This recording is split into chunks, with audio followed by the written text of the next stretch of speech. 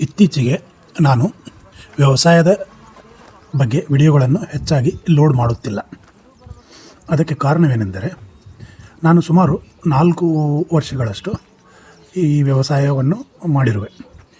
ಒಂದು ಕಚ್ಚಾ ಭೂಮಿಯನ್ನು ತೆಗೆದುಕೊಂಡು ಅದಕ್ಕೆ ಬೇಕಾದಂಥ ಎಲ್ಲ ಸಿದ್ಧತೆಗಳನ್ನು ಮಾಡಿಕೊಂಡು ಆಮೇಲೆ ದಾಳಿಂಬೆ ಗಿಡಗಳನ್ನು ಬೆಳೆಸಿ, ಈಗ ದಾಳಿಂಬೆ ಗಿಡಗಳು 3.5 ವರ್ಷದ್ದು ಇದೆ ಅನ್ನಬಹುದು.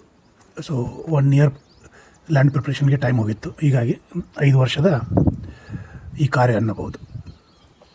ಕಾರಣಾಂತರಗಳಿಂದ ನನಗೆ ಇನ್ನು ಮುಂದೆ ಈ ತೋಟವನ್ನು ಮಾಡಿಕೊಂಡು ಹೋಗಲು ಆಗದೇ ಇರುವುದರಿಂದ ಈ ತೋಟವನ್ನು ಬೇರೆಯವರಿಗೆ ವಹಿಸಿದ್ದೇನೆ. ಅವರು ನನಗೆ ವರ್ಷಕ್ಕೆ ಅಂತ ಇಷ್ಟು ಹಣವನ್ನು ಕೊಡುತ್ತಾರೆ ಪ್ರತಿಫಲವಾಗಿ. ಮಿಕ್ಕದ್ದನ್ನು ಅವರೇ ನೋಡಿಕೊಳ್ಳುತ್ತಾರೆ. ಯಾವುದೇ ಕೆಲಸವಿರಲಿ ಅಥವಾ ಗಿಡಗಳನ್ನು ಕಾಯುವುದಾಗಿರಲಿ, ಅವುಗಳಿಗೆ ಸ್ಪ್ರೇ ಇರಲಿ, ಗೊಬ್ಬರವಿರಲಿ, ಕಟ್ಟಿಂಗು, ಚಾಟ್ನಿ, ಯಾವುದೇ ಕಾರ್ಯ ಎಲ್ಲವೂ ಅವರ ಮೇಲೆ. ಅದಕ್ಕೆ ಬಂದ ಲಾಭ ನಷ್ಟ ಎಲ್ಲವೂ ಅವರ ಮೇಲೆ. ನಾನು ನನ್ನ ನೇಟಿವ್ನಿಂದ ತಿರುಗಿ ಬೆಂಗಳೂರಿಗೆ ಶಿಫ್ಟ್ ಆಗುತ್ತಿರುವೆ. ಆದ ಕಾರಣ ನಾನು ಬೇರೆಯವರನ್ನು ಹುಡುಕುತ್ತಲೂ ಇದ್ದೆ. 1 ವರ್ಷದ ನಂತರ ಒಬ್ಬರು ಸಿಕ್ಕ ಮೇಲೆ ಅದನ್ನು ಅವರಿಗೆ ವಹಿಸಿರುವೆ. ಹೀಗಾಗಿ ನಾನು ತೋಟಕ್ಕೆ ಭೇಟಿ ಮಾಡುತ್ತಿಲ್ಲವಾದ್ದರಿಂದ ಅಥವಾ ಯಾವುದೇ ಕಾರ್ಯವನ್ನು ಅಲ್ಲಿ ಮಾಡುತ್ತಿಲ್ಲವಾದ್ದರಿಂದ ಯಾವುದೇ ವಿಡಿಯೋ ಬರುತ್ತಿಲ್ಲ. ಸುಮಾರು 2 ತಿಂಗಳಿಂದ ನಾನು ಈ ತೋಟದ ಕಾರ್ಯವನ್ನು ಬಿಟ್ಟುಬಿಟ್ಟಿರುವೆ. ಈ ವಾರ ನಾನು ತೋಟಕ್ಕೆ ಭೇಟಿ ಕೊಟ್ಟಾಗ ಹೇಗಿದೆ ಅಂತ ನೋಡಲು ಸುಮಾರು 2 ತಿಂಗಳ ನಂತರ ಭೇಟಿ ಕೊಟ್ಟಿದ್ದೆ. ಆವಾಗಿನ ವಿಡಿಯೋ ಇದು. ಇಲ್ಲಿ ನಾನು ಈಗ ಕಾರಣವನ್ನು ತಿಳಿಸಿದೆ. ಇವಾಗ ನಾನು ಹೇಗೆ ಮಾಡುತ್ತಿದ್ದೆ ವ್ಯವಸಾಯವನ್ನು, ಅವರು ಹೇಗೆ ಮಾಡುತ್ತಿದ್ದಾರೆ ಎಂಬುದನ್ನು ಪರಿಶೀಲಿಸೋಣ. ನಾನು ಸಂಪೂರ್ಣ ಸಾವಯವ ವ್ಯವಸಾಯವನ್ನು ಮಾಡಿದ್ದೆ. ಅವರು ಸ್ವಲ್ಪ ಕೆಮಿಕಲ್ಲು, ಸ್ವಲ್ಪ ಆರ್ಗ್ಯಾನಿಕ್ ಮಾಡುತ್ತಿದ್ದಾರೆ. ಅಂದರೆ ಒಂದು 60-70% ಆರ್ಗ್ಯಾನಿಕ್ಕು, 30-40% ಕೆಮಿಕಲ್ ಅಂತ ಅವ್ರು ಹೇಳಿರೋದು. ನಾನು ಎಲ್ಲಿಯೂ ವೀಡಿಸೈಡ್ ಅಂದರೆ ಕಳೆನಾಶಕವನ್ನು ಬಳಸಿರಲಿಲ್ಲ. ಅವರು ಕಳೆನಾಶಕವನ್ನು ಬಳಸಿ ಕಳೆಗಳನ್ನು ನಾಶ ಮಾಡಿ ತೋಟವನ್ನು ಒಂದು ಥರ ಸ್ವಚ್ಛಗೊಳಿಸಿದ್ದಾರೆ. ಇದು 2ನೇ ಡಿಫರೆನ್ಸು. 3ನೇದು, ನಾನು ಯಾವತ್ತಾಗಲಿ ನೇಗಿಲು ಹೊಡೆಯುವುದಾಗಲಿ ಹರಗುವುದಾಗಲಿ ಎಂದೂ ಮಾಡಿರಲಿಲ್ಲ. ಅವರು ನೇಗಿಲು ಹರಗುವುದನ್ನು ಮಾಡಿ ಕಳೆಗಳನ್ನು ಸಂಪೂರ್ಣವಾಗಿ ತೆಗೆದುಕೊಂಡಿದ್ದಾರೆ. 4ನೇ ಡಿಫ್ರೆನ್ಸು, ನಾನು ಡಬಲ್ ಲ್ಯಾಟ್ರಲ್ ಹಾಗೂ ಇನ್ಲೈನ್ ಡ್ರಿಪ್ ಇತ್ತು. ಅವರು ಅದನ್ನು ಬದಲಿಸಿ ಸಿಂಗಲ್ ಲ್ಯಾಟ್ರಲ್ ಆನ್ಲೈನ್ ಡ್ರಿಪ್ ಮಾಡಿಕೊಂಡಿದ್ದಾರೆ. ಇನ್ನು ಮುಂದಿನ ಡಿಫರೆನ್ಸು, ನಾನು ತೋಟದ ತುಂಬ ಯಥೇಚ್ಛವಾಗಿ ಮಲ್ಚಿಂಗನ್ನು ಇಟ್ಟುಕೊಂಡಿದ್ದೆ. 2 ಗಿಡಗಳ ಮಧ್ಯೆ ಯಾವುದೇ ಕಚ್ಚಾ ವಸ್ತು ಸಿಗಲಿ ಅಲ್ಲಿ ಸುರಿಯುತ್ತಿದ್ದೆ. ಹೀಗಾಗಿ ಯಾವುದೇ ಕಸ, ಕಳೆಗಳು ಏನೋ ತೆಗೆದು ಒಂದು ಕಡೆ ಹಾಕಿ ಸುಟ್ಟಿದ್ದಾರೆ. ಅಂದರೆ ಇಡೀ ತೋಟವನ್ನು ಸ್ವಚ್ಛವಾಗಿ ಇಟ್ಟುಕೊಂಡಿದ್ದಾರೆ. ನಾನು ಮಾಡುವಾಗ ಗಿಡದ ಬುಡದ ಸುತ್ತಲೂ 1 ಫೀಟಿನಷ್ಟು ಸುತ್ತಲೂ ನಾನು ಸ್ವಚ್ಛವಾಗಿಡುತ್ತದೆ. ಗಿಡದ ತಳದಲ್ಲಿ ನಾನು ಯಾವುದೇ ಕಸವನ್ನು ಬೆಳೆಯಲು ಬಿಡುತ್ತಿರಲಿಲ್ಲ. 1-1.5 ಫೀಟು ಗಿಡದ ಸುತ್ತಲೂ. ಆದರೆ 2 ಗಿಡಗಳ ಮಧ್ಯೆ ಯಥೇಚ್ಛವಾಗಿ ಕಸ ಬೆಳೆಯುತ್ತಿತ್ತು. ನಾವು ನಡೆಯುವ ದಾರಿಯಲ್ಲಿ ಯಥೇಚ್ಛವಾಗಿ ಕಸ ಇರುವುದು, ಅದು ನಾವು ಮಾಡಿಕೊಂಡ ರೀತಿ ಸಾವಯವ ಮಾಡುವಾಗ. ಆದರೆ ಇವರು ಅದಕ್ಕೆ 100% ಉಲ್ಟಾ ಇರುತ್ತೆ. ಹೇಗೆ ಅಂದರೆ, ಗಿಡದ ಕೆಳಗಡೆ ಕಸವನ್ನು ಹಾಗೆ ಬಿಟ್ಟುಬಿಟ್ಟಿದ್ದಾರೆ. ಆದರೆ ಇಡೀ ತೋಟದ ತುಂಬ ವೀಡಿಸೈಡ್ ಬಳಸಿ ಅಥವಾ ನೇಗಿಲು ಹೊಡೆದು ಎಲ್ಲವನ್ನೂ ಕ್ಲೀನ್ ಮಾಡಿ ಬರೀ ಎಲ್ಲ ಕಡೆಯೂ ನೆಲವು ಕಾಣುತ್ತಿದೆ. ನಾನು ಮಾಡುವಾಗ ಎಲ್ಲಿ ನೆಲವೇ ಕಾಣುತ್ತಿರಲಿಲ್ಲ. ಎಲ್ಲಿ ನೋಡಿದರೂ ಹುಲ್ಲು, ಕಸ, ಕಡ್ಡಿ ಇರೋದು. ಅವರು ಈಗೂ ಮಾಡುವಾಗ ಗಿಡದ ಬುಡದ ಸುತ್ತಲೂ ಕಸ ಉಳಿದುಕೊಂಡಿದೆ. ಮಿಕ್ಕ ಎಲ್ಲ ಕಡೆಯೂ ಅವರು ಕಸವನ್ನು ತೆಗೆದು ನಾಶಪಡಿಸಿದ್ದಾರೆ. ಇದು ಒಂದು ಡಿಫ್ರೆನ್ಸನ್ನು ನಾನು ನೋಡಿದ್ದು. ಇನ್ನು ಜೀವಾಮೃತವನ್ನು ನಾನು ಡ್ರಿಪ್ ಮುಖಾಂತರ ಕೊಡುತ್ತಿದ್ದೆ. ನನ್ನ ಕೈಲಿ ಜೀವಾಮೃತವನ್ನು ಡ್ರೆಂಚಿಂಗ್ ಮೂಲಕ ಕೊಡೋದು ಅಸಾಧ್ಯವಾಗಿತ್ತು. ಅದಕ್ಕೆ ನಾನು ಯಾವಾಗಲೂ ಜೀವಾಮೃತವನ್ನು ಡ್ರಿಪ್ ಮುಖಾಂತರ ಅಥವಾ ಯಾವುದೇ ಮೈಕ್ರೋಬ್ಗಳನ್ನು ಕೊಟ್ಟರೂ, ಸೂಕ್ಷ್ಮಜೀವಿಗಳನ್ನು ಕೊಟ್ಟರೂ, ಟ್ರೈಕೋಡರ್ಮಾ, ಪೆಸ್ಲೋಮೈಸಿಸ್ ಮುಂತಾದವುಗಳನ್ನು ನಾನು ಯಾವಾಗಲೂ ಡ್ರಿಪ್ ಮುಖಾಂತರವೇ ಕೊಡುತ್ತಿದ್ದೆ. ಡ್ರೆಂಚಿಂಗ್ ನಾನು ಒಂದು ಸಲವೂ ಮಾಡಿಲ್ಲ. ಅವರು ಡ್ರಿಪ್ ಮುಖಾಂತರ ಜೀವಾಮೃತ ಇತ್ಯಾದಿಗಳನ್ನು ಕೊಡುತ್ತಿಲ್ಲವಂತೆ. ಅವರು ಯಾವಾಗಲೂ ಜೀವಾಮೃತವನ್ನು ಡ್ರೆಂಚಿಂಗ್ ಮುಖಾಂತರ ಕೊಡುತ್ತಿದ್ದಾರೆ. ಅದಕ್ಕಾಗಿ ಅವರು ಒಂದು ಟ್ರ್ಯಾಕ್ಟರನ್ನು ಸಹ ಇಟ್ಟುಕೊಂಡಿದ್ದಾರೆ. ಟ್ರ್ಯಾಕ್ಟರಲ್ಲಿ ಡ್ರಮ್ಮನ್ನು ಇಟ್ಟುಕೊಂಡು ಗಿಡ ಸುತ್ತಲೂ ಸುರಿಯುತ್ತಾ ಹೋಗುತ್ತಾರಂತೆ. ಅದು ನನಗೆ ಡ್ರೆಂಚಿಂಗನ್ನು ಕೈಲೇ ಕೊಡೋದು ತುಂಬ ತ್ರಾಸದಾಯಕ ಕೆಲಸವೆಂದು ಅನಿಸಿತ್ತು. ಬಹಳ ಜನ ಹೇಳುತ್ತಾರೆ, ಸಾವಯವ ಕೃಷಿ ತಜ್ಞರು ಹೇಳುವುದು ಡ್ರೆಂಚಿಂಗ್ ಒಳ್ಳೆಯದು ಡ್ರಿಪ್ ಮುಖಾಂತರ ಕೊಡೋದಕ್ಕಿಂತ ಅಂತ. ಆದರೆ ಡ್ರೆಂಚಿಂಗ್ ಕೊಡುವುದು ತುಂಬ ಕಷ್ಟಕರವಾದ ಕೆಲಸ.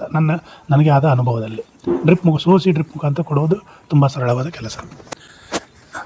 ಇರಲಿ. ಇನ್ನು ನಾನು ಸ್ಪ್ರೇಕ್ಕಾಗಿ ಒಂದು 3 ವೀಲರ್ ಇರುವ ಬ್ಲೋವರನ್ನು ಉಪಯೋಗಿಸುತ್ತಿದ್ದೆ. ಅದು 200 ಲೀಟ್ರದ್ದು. ಅದು ತಾನೇ ಮುಂದೆ ಹೋಗುತ್ತಿತ್ತು, ನಾವು ಡೈರೆಕ್ಟ್ ಮಾಡಿಕೊಂಡು ಹೋಗಬೇಕಾಗಿತ್ತು. ಅದಕ್ಕೆ ನನಗೆ 600ರಿಂದ 700 ಲೀಟರ್ನಷ್ಟು ಸ್ಪ್ರೇ ತೆಗೆದುಕೊಳ್ಳುತ್ತಿತ್ತು. ಈಗ ಅವರು ಒಂದು ಚಿಕ್ಕ ಟ್ರ್ಯಾಕ್ಟರ್ ಹಾಗೂ 600 ಲೀಟರ್ನ ಬ್ಲೋವರನ್ನು ಉಪಯೋಗಿಸುತ್ತಿದ್ದಾರೆ. ಅವರು ಹೇಳುವುದು ಸುಮಾರು 1000ರಿಂದ 1200 ಲೀಟರ್ನಷ್ಟು ಸ್ಪ್ರೇಯನ್ನು ತೆಗೆದುಕೊಳ್ಳುತ್ತಿದೆ. ಏಕೆಂದರೆ ಸರ್ವೇ ಸಾಮಾನ್ಯವಾಗಿ ಟ್ರ್ಯಾಕ್ಟರ್ದಿಂದ ಹೊಡೆದಾಗ ಅದು ಯಥೇಚ್ಛವಾಗಿ ನೀರನ್ನು ಬಳಸಿಕೊಳ್ಳೋದರಿಂದ ಹಾಗೂ ಸ್ಪ್ರೇ ಚೆನ್ನಾಗಿ ಆಗುತ್ತದೆ. ಸೊ ಆ ಥರ ಅವರು ಅದೊಂದು ತಮ್ಮ ಅನುಕೂಲಕ್ಕಂತೆ ತಕ್ಕಂತೆ ಮಾಡಿಕೊಂಡಿದ್ದಾರೆ. ಇನ್ನು ನಾನು ಅವರಿಗೆ ಒಂದು ನಿಬಂಧನೆಯನ್ನು ಹಾಕಿದ್ದೆ. ವರ್ಷಕ್ಕೆ ಒಮ್ಮೆಯಾದರೂ ಅವರು ಸಾವಯವ ಗೊಬ್ಬರ ಅಂದರೆ ತಿಪ್ಪೆ ಗೊಬ್ಬರ ಆಗಲಿ ಅಥವಾ ಕುರಿ ಗೊಬ್ಬರ ಆಗಲಿ ಗಿಡಗಳೇ ಕೊಡಲೇಬೇಕೆಂದು. ಈಗ ಸುಮಾರು 3ರಿಂದ 4 ತಿಂಗಳು ಆಗಲಿಕ್ಕೆ ಬಂತು ನಾನು ತೋಟವನ್ನು ಅವರಿಗೆ ವಹಿಸಿ. ಅವರು ಇನ್ನೂ ಅದನ್ನು ಹಾಕಿಲ್ಲ. ಅವರು ಈಗ ಹೇಳ್ತಾ ಇರೋದು, ಈಗಿರೋ ಹಣ್ಣುಗಳನ್ನು ಅರ್ಧ ತೆಗೆದುಕೊಂಡಿದ್ದಾರೆ, ಇನ್ನು ಮಿಕ್ಕಿದ ಹಣ್ಣುಗಳನ್ನು ತೆಗೆದುಕೊಂಡು ಹೊಸ ಬಹಾರಿಗೆ ಹೋಗುತ್ತಿದ್ದಾರೆ. ಆ ಸಮಯದಲ್ಲಿ ತಿಪ್ಪೆ ಗೊಬ್ಬರವನ್ನು ಕೊಡುತ್ತೇವೆ ಎಂದು ಹೇಳಿದ್ದಾರೆ. ಈ ಥರದ ಒಂದು ವ್ಯತ್ಯಾಸವನ್ನು ಸಾವಯವ ಮಾಡಿದಾಗ ನಾನು ಹೇಗೆ ಮಾಡಿದ್ದೆ, ಅವರು ಹೇಗೆ ಮಾಡಿದ್ದಾರೆ ಎಂದು ಗಮನಿಸಬಹುದು. ಸೊ ಇನ್ನು ಮೇಲೆ ವ್ಯವಸಾಯದ ರಿಲೇಟೆಡ್ ವಿಡಿಯೋಗಳು ತುಂಬ ಕಡಿಮೆ ಇರುತ್ತವೆ. ನಾನು ಯಾವಾಗಾದರೂ ಊರಿಗೆ ಹೋದಾಗ ತೋಟಕ್ಕೆ ವಿಸಿಟ್ ಮಾಡಿ ಅವರು ಏನೇನು ಮಾಡಿದ್ದಾರೆ ಎಂದು ತಿಳಿದುಕೊಂಡು ಅದರ ಬಗ್ಗೆ ವಿಡಿಯೋ ಮಾಡಬಹುದು. ಅಥವಾ ಸ್ನೇಹಿತರ ತೋಟಗಳಿಗೆ ಭೇಟಿ ನೀಡಿದಾಗ. ಇನ್ನು ಮೇಲೆ ನನ್ನ ಮಿಕ್ಕ ಹವ್ಯಾಸಗಳಾದ ಇನ್ವೆಸ್ಟ್ಮೆಂಟ್ ಬಗ್ಗೆ ಅವುಗಳ ಬಗ್ಗೆ ವಿಡಿಯೋಗಳನ್ನು ಮಾಡಲು ಪ್ರಯತ್ನಿಸುವೆ. ಅಥವಾ ಗಿಡ ಮರಗಳ ಬಗ್ಗೆ ಅದು ನನ್ನ ಆಸಕ್ತಿಕರವಾದ ವಿಷಯಗಳಲ್ಲಿ ಒಂದು. ಅವುಗಳ ವಿಡಿಯೋಗಳನ್ನು ಮಾಡುವೆ. ಮತ್ತು ವಿಭಿನ್ನವಾದ ಚಲನಚಿತ್ರಗಳ ಬಗ್ಗೆ ವಿಮರ್ಶೆ ಮಾಡುವುದು. ಇನ್ನು ಈಗಾಗಲೇ ನೋಡಿರಬಹುದು, ಒಂದು ಡ್ಯೂಯಲ್ ಅಂತ ಒಂದು ವಿಡಿಯೋ ವಿಮರ್ಶೆಯ ಬಗ್ಗೆ ಒಂದು ವಿಡಿಯೋವನ್ನು ಹಾಕಿರುವೆ. ಆ ಥರದ ಚಲನಚಿತ್ರಗಳ ಬಗ್ಗೆ ಅಂದರೆ ಒಬ್ಬ ಹೀರೋ, 4 ಫೈಟು, 4 ಹಾಡು, ಒಬ್ಬ ವಿಲನ್ನು, ಕೊನೆಗೆ ಸುಖಾಂತದಲ್ಲಿ ಸಿನಿಮಾ ಮುಗಿಯುವುದು. ಈ ಸ್ಟ್ಯಾಂಡರ್ಡ್ ಸೂತ್ರದ ಬಗ್ಗೆ ಇರುವ ಸಿನಿಮಾಗಳು ನನಗೆ ಅಷ್ಟೊಂದು ಆಸಕ್ತಿಯನ್ನು ತರುವುದಿಲ್ಲ. ಆ ಸಿನಿಮಾಗಳನ್ನು ನಾನು ನೋಡುತ್ತೇನೆ, ನಮ್ಮ ಫ್ಯಾಮಿಲಿಯ ಜೊತೆ ಕೆಲವೊಂದು ಸಲ ನಾವು ನೋಡಬೇಕಾಗುತ್ತದೆ. ಆ ಮೂವಿಗಳನ್ನು ಸಹ ನಾನು ನೋಡುತ್ತೇನೆ, ಆದರೆ ಬಹಳ ನೋಡಲ್ಲ. ಎಲ್ಲೋ ವರ್ಷದಲ್ಲಿ 1-2 ಆ ಥರದ ಚಲನಚಿತ್ರಗಳು. ಆದರೆ ವಿಭಿನ್ನ ಚಲನಚಿತ್ರಗಳನ್ನು ನಾನು ಇಷ್ಟಪಡುವುದು. ಆ ಥರದ ಚಲನಚಿತ್ರಗಳನ್ನು ನಾನು ವಿಮರ್ಶೆ ಮಾಡಲು ಪ್ರಯತ್ನಿಸುವೆ. ಈಗ ಉದಾಹರಣೆ ಕೊಡುವುದಾದರೆ, ಕನ್ನಡದಲ್ಲಿ